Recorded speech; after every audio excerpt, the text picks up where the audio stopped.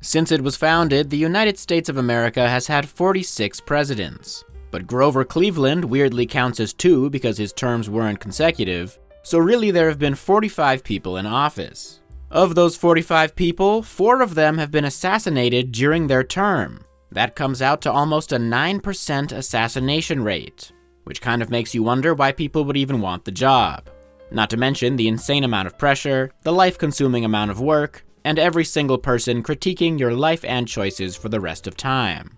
But there is a 6-figure pension, so maybe it all evens out. Anyway, 2 of the 4 presidential assassinations have been incredibly overshadowed by the other 2, which have been studied so thoroughly that they're almost boring at this point. But in the interest of inclusivity, I'll just talk about all of them. So please enjoy the odd details of all 4 US presidential assassinations. The first one was Abraham Lincoln, who was attending a play on April 14, 1865, when he was shot in the back of the head by John Wilkes Booth, an actor and Confederate sympathizer. The Booths were a family of famous actors, especially John's brother Edwin Booth, who is sometimes regarded as the greatest American actor of the 19th century. And less than a year before the assassination, Edwin Booth actually saved the life of Abraham Lincoln's son Robert by pulling him out of a train platform. Robert Lincoln even recognized Edwin Booth, which must have later been a weird memory for him. That'd be like if Charlie Sheen saved your life, and then a few months later, your father was shot by Emilio Estevez. John Wilkes Booth had been planning some mischief for quite a while, originally intending to kidnap the president instead. The plan was to grab Lincoln as he was leaving a hospital. But Lincoln decided not to go to that hospital and instead attended an event at the National Hotel, which happened to be the place that John Wilkes Booth was staying as he plotted the kidnapping. So the 2 of them swapped locations in some kind of convoluted Looney Tunes gag. A quick sprinkle of comedic relief before we dive into the murder. Booth learned that Lincoln would be attending the play on the morning of the assassination, so he quickly cobbled together a plan to sneak into Lincoln's box and shoot him in the back of the head. Since he was a famous actor, he could pretty much go anywhere in the theater. But Lincoln did have a guard with him that night, a man named John Parker, who was assigned to the job because Lincoln's 2 usual guards were busy. But during the intermission, John Parker went to a nearby tavern, got drunk, and fell asleep. He later claimed that Lincoln had dismissed him until the end of the play, which is exactly what you might say if the only person who can verify it had just been shot in the head. The play they were watching was called Our American Cousin, a comedy about a goofy American visiting his relatives in England. And Booth was familiar with the play, so he timed the assassination with a line that he knew would get a big laugh. The line, delivered by actor Harry Hawk, was, "Well, I guess I know enough to turn you inside out, old gal, you sock-dologizing old man-trap." I guess you had to be there. So when that line came around and the entire theater burst into laughter, including Lincoln himself, John Wilkes Booth shot the president in the back of the head. Here's a depiction of the assassination, in which Lincoln seems pretty unbothered by the whole thing. The couple sitting next to the Lincolns is Major Henry Rathbone and his fiancée Clara Harris, who were both lovers and step-siblings, but that's a story for another day. Rathbone got up to confront John Wilkes Booth, but Booth whipped out a dagger and stabbed Rathbone in the arm before jumping 12 feet onto the stage, injuring his leg in the process, and then yelling at the crowd, which probably caused at least a couple people in the audience to go, "Oh, I didn't know he was in this." But once the crowd realized what was going on, the entire theater began chasing Booth. He ran out of a side door, stabbing the orchestra leader on his way out. Not sure if the orchestra leader was in the way or if Booth just didn't like the guy. Then he got onto a horse and fled. Lincoln was in serious condition and officially died the next day. Ultimately, the sleepy guard John Parker somehow wasn't fired after failing to do the one thing he was required to do: talk about government job security. He was instead fired 3 years later after he once again fell asleep on the job. But who can blame him? It couldn't possibly end worse than the first time. Interestingly enough, the Lincolns were supposed to be joined by Ulysses S. Grant and his wife Julia, but Julia had beef with Mary Todd Lincoln, so the Grants declined to attend. Ulysses S. Grant reportedly regretted this for the rest of his life, believing that he could have overpowered Booth, but that's assuming that he wouldn't have been distracted by the hilarious sockdologizing line. In fact, Major Henry Rathbone ultimately went insane because of his own failure to stop the assassination. Yet somehow the guard who got drunk and fell asleep seemed to move past the whole thing quite quickly. Rathbone later relocated to Germany, where he murdered his wife/stepsister Clara and stabbed himself 5 times in the chest. But he survived the incident and was sent to an insane asylum for the rest of his life. When he finally died in 1911, they buried him next to his wife. Can't imagine she would have been thrilled about that, but perhaps it's a fitting end to their unconventional love story. As for John Wilkes Booth, he limped around in secrecy for almost 2 weeks before he was found hiding in a barn. Soldiers surrounded it and told him to come out and surrender, but he refused. So they set the barn on fire and shot him to death. But Booth was not acting alone, as he had a team of co-conspirators who had planned to simultaneously assassinate Lincoln, Vice President Andrew Johnson, and Secretary of State William Seward. Seward's assassin successfully broke into his house and stabbed the Secretary of State in the neck. But Seward was recovering from a jaw injury, so he had a splint on his neck that protected him from the stabbing. Meanwhile, the guy assigned to kill Andrew Johnson simply got drunk at a bar and decided against it. Although considering the goal of the conspirators was to bring back the Confederacy, leaving Andrew Johnson alive was probably in their best interest. All of the conspirators were eventually rounded up and tried, with 4 of them being sentenced to hanging. One of them, Mary Surratt, was actually the first woman ever executed by the United States government. How about that? I guess Lincoln really was a president of progress. Well, that story took a long time, but the good news is that nobody cares about the next 2 assassinations, so we can just breeze right through them. The second president to be assassinated was James A. Garfield. He was shot twice in the back at a railroad station in Washington, D.C. on July 2nd, 1881. The man who shot him was Charles J. Guiteau, a drifter who was pretty much clinically insane. Now, the YouTuber Sam O'Nella has done a full video on Guiteau, which I recommend checking out because he's a lot better at this than I am. But I'll give you the highlights to show you just how weird Guiteau was, even though I think his picture already gives it away. In his early 20s, Guiteau was a member of a religious society known as the Oneida Community. They believed that we could exist in a world free of sin because Jesus returned from the dead in AD 70. I guess he thought a quick 35 years of being dead was enough for everyone to get the point. As part of their sinless community, everyone was basically allowed to have sex with whoever they wanted. Ah, the swinging 60s. The 1860s, that is. The only problem for Charles Guiteau was that everyone hated him, so he was never allowed to join the Oneida orgies.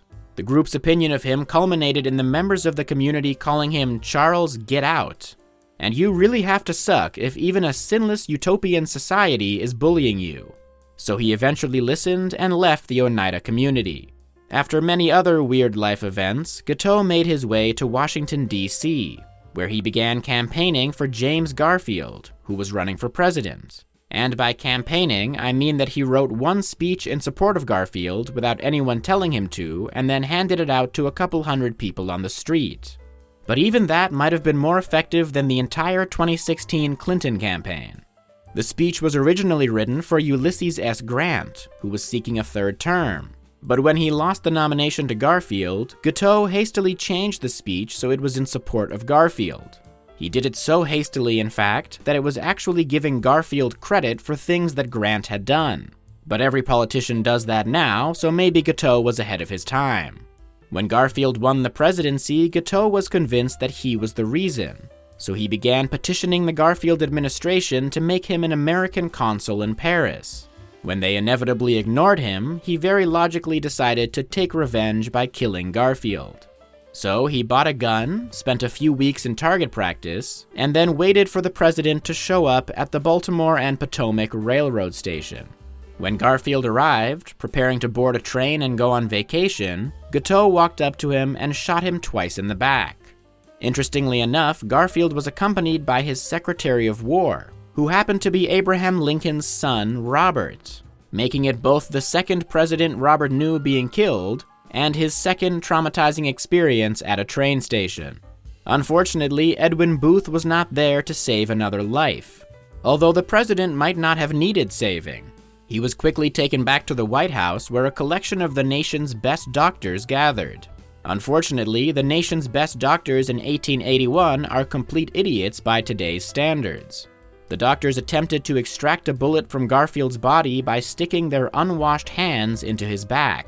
When that didn't work, Alexander Graham Bell actually showed up with a portable metal detector that he had invented specifically to find the bullet. But they couldn't find it because Dr. Bliss, the lead physician, insisted that the bullet was in Garfield's right side and didn't let Bell use his device on the president's left side, where the bullet actually was. And while they were all probing for the bullet on the wrong side of the president's body, one doctor even punctured Garfield's liver. Ultimately, the president died from his wounds becoming infected and developing sepsis, but only after 11 agonizing weeks of improper medical care. To put that in perspective, Garfield's entire presidency prior to being shot was less than 13 weeks. It's now widely believed that Garfield could have easily survived the shooting were it not for the incredibly incompetent doctors that were treating him. Which means that Charles Guiteau was such a failure that he couldn't even kill an unguarded man from a few feet away without the help of 19th century medical care. Speaking of Guiteau, he was immediately arrested after the assassination, and was ultimately sentenced to death for the murder of the president. Although they couldn't charge him with that for almost 3 months as they waited for the medical malpractice to kick in. On the day of his hanging, Guiteau danced his way up to the gallows and shook hands with his executioner. As his final request, he read a poem to the crowd in front of him, which he had written that morning. It was called "I Am Going to the Lordy," and people in the crowd described his delivery as both sad and doleful and high-pitched and childlike. Say what you want about the guy, but he had an undeniable stage presence. The third president to be assassinated was William McKinley, who was shot in New York in September of 1901. Unfortunately, his assassin was a lot less interesting and had a name that was much harder to pronounce. Here's the name. Take a moment to read that. Any guesses? It's Czolgosz. Sometimes I think the Polish language was designed to make English speakers embarrass themselves. Anyway, Leon Czolgosz lost his job at a steel mill during an economic depression known as the Panic of 1893. Entering a depression of his own, he turned to anarchism. At the time, anarchism was growing in popularity among the youth and had recently inspired someone in Italy to assassinate King Umberto I. I suppose every generation has their trends. Leon joined an anarchist group in Chicago, but his social awkwardness caused the members of the group to declare him a spy. I guess they thought he was working for the greatest enemy of the anarchists, functioning members of society. Czolgosz convinced himself that killing the president would help advance the anarchist cause, which might have been true if he also killed every single person in the presidential line of succession. At the time, McKinley was 6 months into his second term, having easily won re-election after guiding the nation out of the 1893 Depression. Meaning Leon was so disgruntled about the state of the economy that he was going to kill the guy who fixed it. So he went to Buffalo, New York, where a World's Fair called the Pan American Exposition was taking place.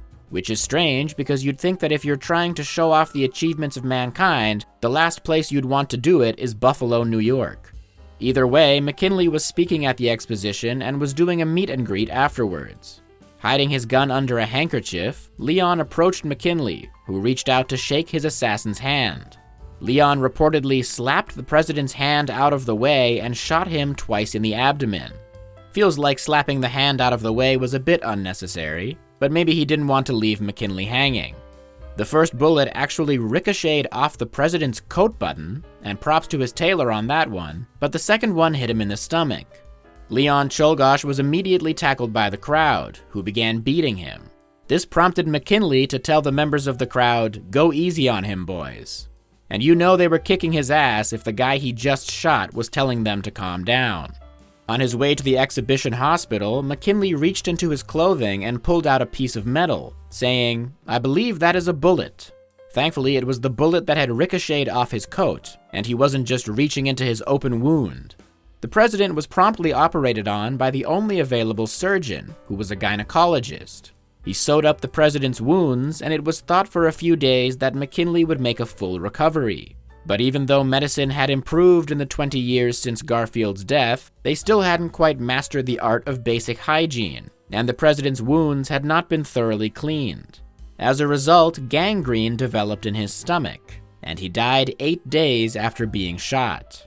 Another win for America's greatest assassin, unwashed hands. Leon Czolgosz was tried in court for first-degree murder. He actually pled guilty, but the judge overruled him and entered a not guilty plea instead. I guess he just wanted to keep the case interesting.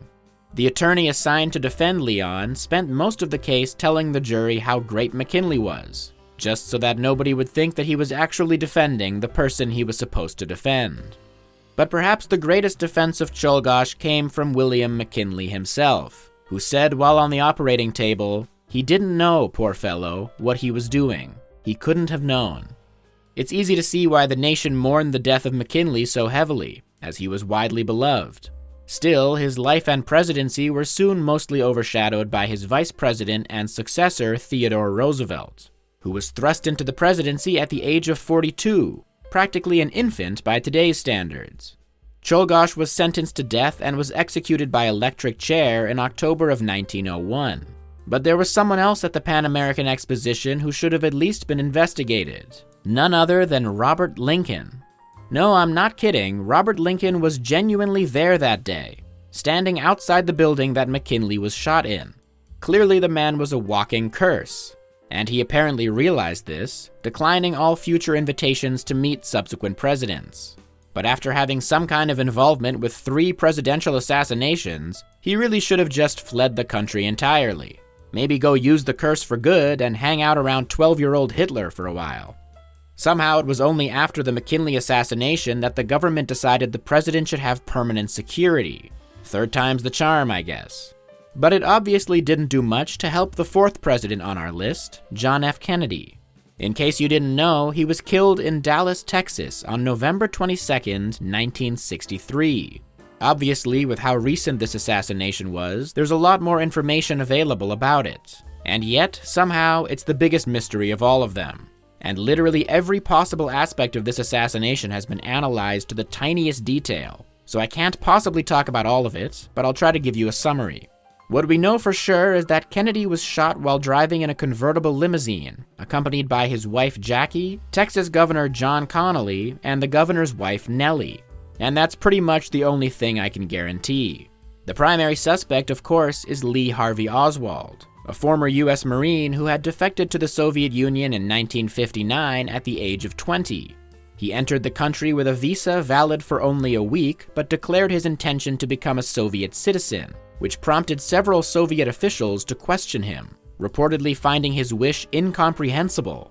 And the fact that Soviet officials couldn't even fathom a US citizen wanting to live in Russia pretty much tells you everything you need to know about why America won the Cold War.